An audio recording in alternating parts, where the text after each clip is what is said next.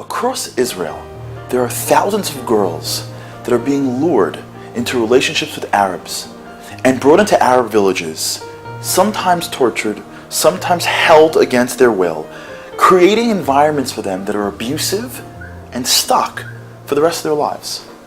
Who's out there making a difference in this? Well, I heard of this amazing organization called Learn and Live that is literally catering to thousands of young women and saving them before they enter into these marriages, into these arrangements, into these relationships, and many times, even afterwards. They're providing counseling. They're protecting them. They're literally on the streets saving Jewish teenagers and young adults. This blew me away. And the more I looked into it, the more I realized this is a real issue. And thank God, there is an organization like Learn and Live that is taking this on. And with their help, and with all of our helps, we'll be able to save so many wonderful Jewish souls. Their work couldn't be more important because each child that they save from this horrible fate is a life in the people of Israel, and we should all be thankful for the work that they do, and they should really be supported. Thank you very much. Shalom from Israel. Thank you for coming. Thank you for caring. I'd like to tell you a little bit what's going on here with this problem of Jewish girls going with Arabs. You take a normal teenager who is having some kind of difficulty with her parents. What teenager doesn't have difficulty with their parents? Who's needy and vulnerable and out there. And you take a population of Arabs that have been instructed to go after the Jewish girls and to trap them. It's Islamic law. So bombs have become flowers and boxes of chocolate, and our girls are falling like flies. From girls, I've worked with Beis Yaakov girls, I've worked with Beis Yaakov principals. It has hit our community in a terrible way. We work with all the girls, not just the ones in our community. I'll tell you a couple stories of how these things happen. There's a girl, she happened to be the great-great-grandchild of one of the Gur Rebbes from way back when. She obviously had schus avos. She was on a beach in Tel Aviv. She skipped out of school one day and went to Tel Aviv, went to the beach. She was sitting by herself, and somebody runs by and steals her purse. She gets up, she screams. Another guy out of the blue comes, runs after the guy, comes back to her and says, "I'm sorry, I couldn't catch him. Here, call your phone.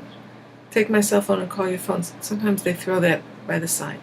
So she calls her phone, no answer. And he says, "Do you need money to get home?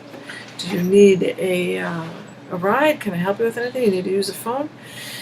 And all of a sudden, this person who a frum girl would never talk to or minimize the conversation. She's a normal, frum, Beis Yaakov girl with a healthy fear of strangers and knowledge of staying away from men. But all her resistance has just gone down. All her boundaries have been moved. Here's a guy just ran after her purse. She's like, "Wow, thank you so much." And he's trying to help her. And she says, "I don't know what I'm going to do. I live in Jerusalem." And he said, "I just happen to be going to Jerusalem with my car." The true story. So she gets in the car with him. And he takes her home. And on the way home, she hears him speaking Arabic on his cell phone. And she freezes. She didn't know he was an Arab. Speaks fluent Hebrew. So he notices that she's tense, and he says, "What, you didn't know I was an Arab?" And she says, "No." He says, "Don't be afraid. I'm not going to hurt you. I'm just going to take you home." "What, you really think we're all terrorists?" Takes her home, drops her off, right? Nothing happens, right? And now she gets a new cell phone, and he has her number. And he calls her and says, "Hi, beautiful. Can't stop thinking about you." And even though she knows it's wrong, and even though it's an Arab, something melts inside of her. Nobody ever talked to her like that. And he keeps in touch with her. There's a 2 to 3 month window where they're wined and dined and nice talk, and they quote-unquote prove themselves to be safe. And the girls fall for it, and they fall in love, and they say, "This guy's different." They say to themselves, "Hey, this guy would never hurt me. Look how nice he is to me." And they buy them and buy them things like you can't imagine. Many of the girls that fall for the Arabs come from poor homes. And they don't have a telephone, they don't have an iPhone, they don't have all the things that everybody else has, and they're given everything. They're taken to a mall, and the guy goes with a charge card and says, "You're a princess. Let me buy you whatever you want." And store after store, and they bought her presents. Somebody saw this girl, this Beis Yaakov girl, in the old city, sitting on a bench with this Arab. She didn't know her. She knew her from the gym. She recognized her. She saw she was with this guy. She goes up to him and she realized he was an Arab, and she says, "What are you doing?" So she took her away, and they went for a walk, and they were talking, and she said, "It doesn't mean anything to me. I'm married from a guy. He just likes to spend time with me. He just likes to spend time with me. He just likes to buy me presents." Naivete, stupidity, adolescence, whatever you want to call it. She said, "I watch my drink. I'm really careful. Nothing is going to happen." If you go back in your mind and you think the things you did when you were 17, you can get an understanding what these girls are going through and how they're making decisions. So he called her and called her and called her. And one time she was stuck and she didn't have a ride. He picked her up again. He took her home again. Never touched her, never hurt her, never made any kind of abusive or even any touching, nothing, right? Just nice, kind, listening ear, warm words, and made her feel good about herself.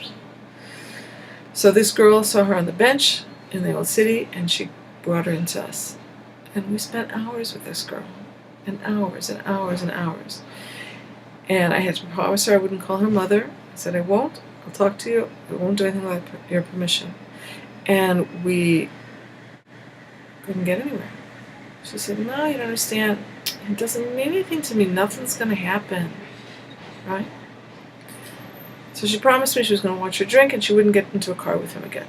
And I met her once a week, and we'd go out to eat, and I told her she was a Bas Melech and how Hashem loves her and has somebody waiting for her. And all the right words and all the things you're supposed to say, and nothing worked. And then she got in the car again with him.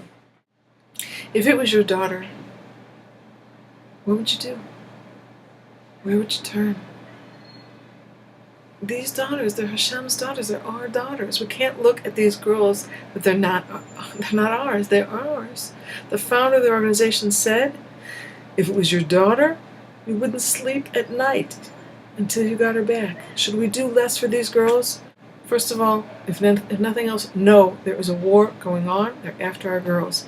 We're totally politically incorrect. The media doesn't cover this properly. If you get into an Arab village, there's no laws. Nobody wants to go in there, not even the Israeli army. And our staff will go and save a girl. But again, our focus is getting the girls before they get trapped, because once they're trapped, not only it's life-threatening to go in and save a girl, it's tragedy for the girl. Kol Yisrael Arevim Zeh Nezeh. These are our daughters, and please help us save them. There's no law against a girl running off with an Arab. So there are two things that we have to consider. One is how we could prevent this from ever happening, and who's going to do it. So the only way to prevent this isn't by chaining girls down or scaring them with horror stories. They've heard the horror stories, and the horror stories are true, and they know it's true. They know about girls who can't leave the home. They know about girls who have oppressive, angry, bitter, violent husbands who hold them under surveillance. These stories are true, and they know them. What they don't know is that the charming young man who they met could ever be like the horror husband that they've heard about. You have to ask yourself how you could just sit back and say, nobody is taking care of the girls. You have to provide for them. And again, the formula is love, warmth, relevance, and a place to be. So it's from this perspective that Turn and Live is a place where they can go to get this. So my wish for you is that you have the merit to help them, because you need the merit and they need your help. Have a good day.